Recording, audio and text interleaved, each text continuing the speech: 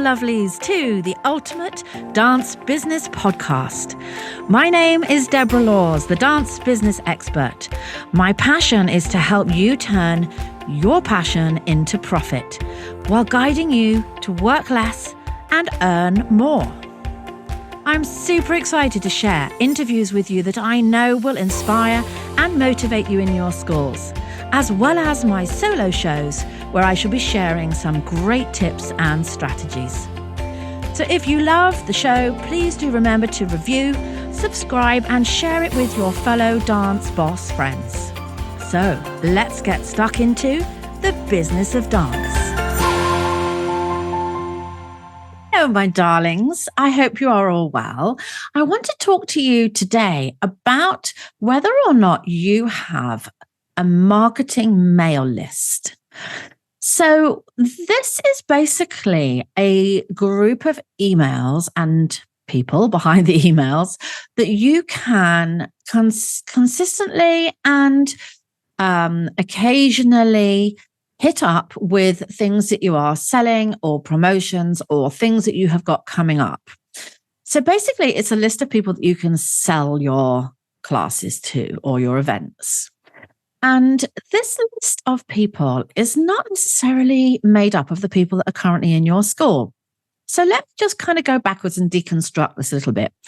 Every time somebody contacts you, whether it's an email through your website, a message on social media, or maybe it's a phone call, a WhatsApp message, however they come and find you, one of the most important things you can do when somebody first reaches out to you is ask them for their email address. And you can say, you don't need to say, can I have your email address so that I can try and sell something to you for the next 10 years? Like what you're going to say is, can I capture your email address so that we can reach out to you when we have something fun and interesting that we think you might be interested in?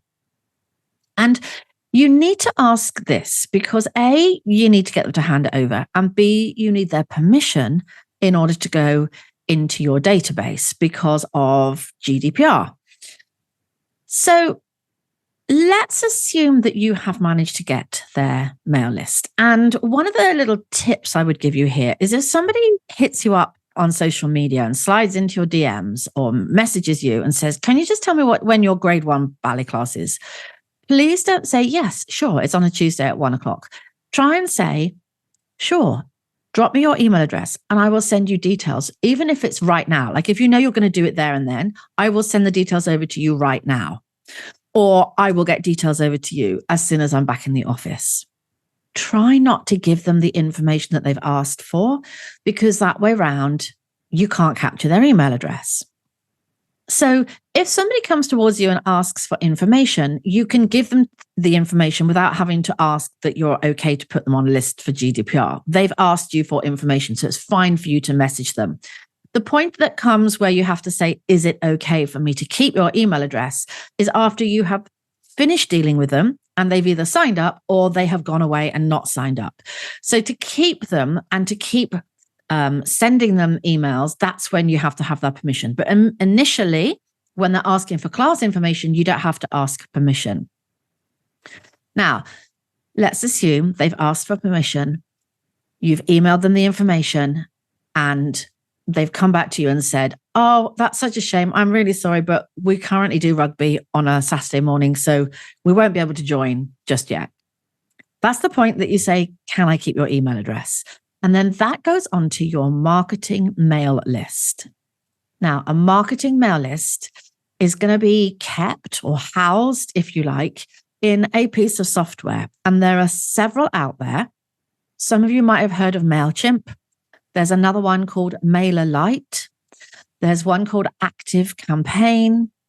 Like there's several pieces of software out there.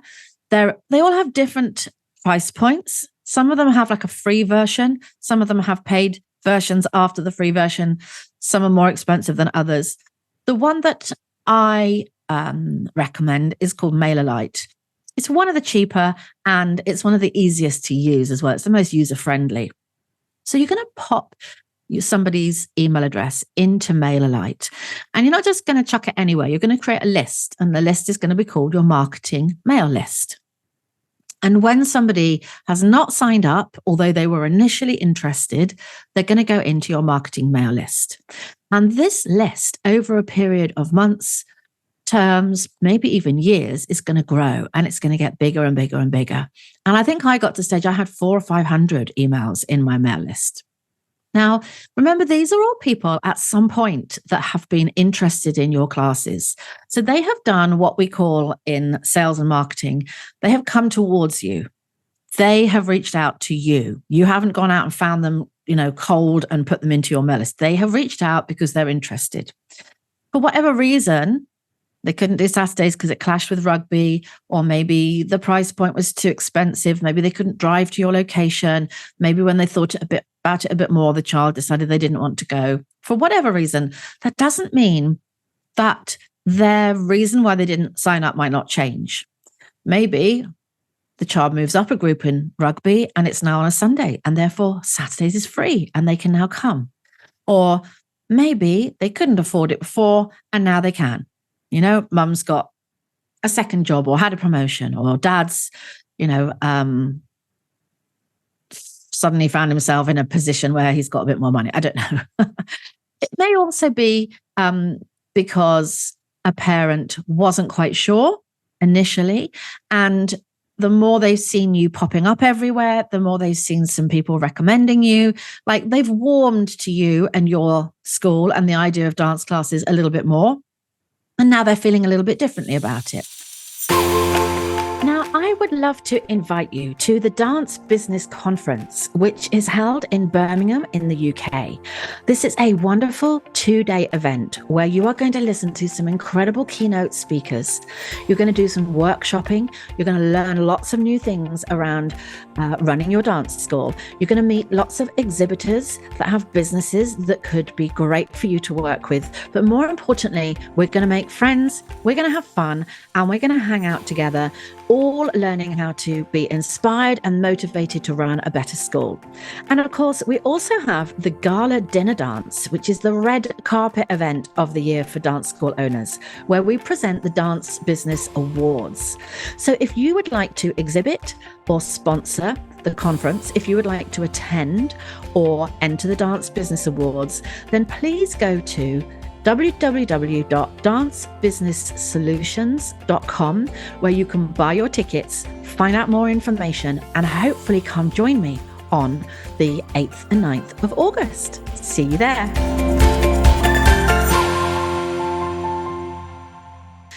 So whatever the reason for not signing up initially and coming along, doesn't mean it won't change. People have babies too. Like it could be that somebody inquired. I had someone that inquired once who had a 6-year-old, and she said, "Oh, we came and tried my daughter when she was 3, but it wasn't for her. But we've since had another child, and now we've got another 3-year-old. So we'd like to try her." So you just don't know at what point in the future people's circumstances might have changed. But here's the thing. The chances are their circumstances may have changed, but they have forgotten all about you in the meantime. Now, we can combat that. We can try and get around them forgetting about you in the meantime by regularly and consistently showing up in their inbox. Now, I'm not talking about hounding them 3 or 4 times a week. I'm not talking even about you emailing them fortnightly. I'm talking about monthly, once a month. Just drop them an email, and you're going to, because you've put them all in a group in your software, you can just email everybody all in one go. So you create your email and then send it out to the whole file. But you can also be super clever, and you can create your emails in advance. Put them into the software and say, I want to trigger this email on the 1st of every month for the next 12 months. And in fact, what I did was, once I got to the end of the 12 months, I just got them to re-trigger and go out all over again. So they became evergreen. They just kept going round because nobody remembers what you emailed them before. So what is it that you're going to actually put in your emails? Well, these aren't things like, this thing is coming up in next week and I think you might be interested, although that can definitely go out to this list. It's more a case of just keeping them in the loop. Maybe you had some students that did well at a competition last month. Maybe you're sharing fond memories of what the kids have done in the past 2 years. Maybe you're sharing a little bit of information about yourself and your team and your past careers that you've both had. Perhaps you've got an email that can go out about a blog, a blog type post about, the benefits of dance, the benefits of boys dancing. You can write these nurture emails to keep people warm that haven't signed up about just about anything. It's not about what's in the email. It's about reminding them that you're still there. It's tapping them on the shoulder and say, hey, remember us? Remember, I don't know, street dance crew in Worthing? We're still going, we're still here, we're still having a great time. Don't forget about us. That's the point of these emails, because one day you don't know when it might just become the month when they think, do you know what? I keep forgetting about that dance thing and our situation has changed. I wonder if Max wants to go now. And one day you'll get a reply to one of these emails, and then you can go back to square one and start giving them the information again, and hopefully the person coming along for a trial session. Now, those emails, as I said, were ones that you could write in advance. If you really want to batch this, I would sit and write all 12 emails. They don't have to be really long. They don't have to take ages. Some of them can even just be 1 or 2 sentences. You can batch create your emails, go into your software, write them all, put the trigger points, so 1 a month, beginning of each month, and then just leave that to go out. But the other thing you can do is then go in from time to time when you have something coming up that you think potentially there could be a group of people here that might be interested. It might be something like some special open day you're doing, or bring a friend week. You could say, as an ex-friend of, because you made an inquiry, we'd love to invite you along. It could be a charity fundraiser that you're doing. It could be a show and you want to invite them to come along and see the performance. There could be a summer school or an Easter school. You could have a guest teacher coming to do a workshop and you want to fill a few more places. There are endless reasons why you may also want to drop them a line about current things that are happening and going out. So you could get to the stage that you maybe have 1, maybe 2 emails a month. Don't forget, people can unsubscribe from this email. So if they see your emails and they start to think, you know what, I really, really am not interested and I don't know why she still keeps emailing me. We all know how it works. We all know how to hit the unsubscribe button and people will go. And if they do, that's fine. We don't really want people staying on our list that are dead leads, that are never, ever going to buy from you.